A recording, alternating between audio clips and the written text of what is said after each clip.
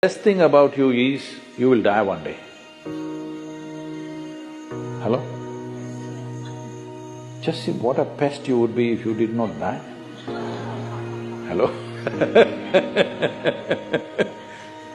Well, you must live a full life. Whatever is the fullest potential, you must live that. But you must die when it's time, isn't it? Huh?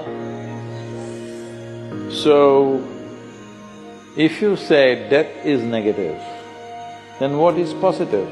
Immortality? That is the most idiotic thing you can do. Even an idiot like Alexander had the intelligence not to drink that water. So, it is very important to understand yoga is not about eternal life. Yoga is about sensible life.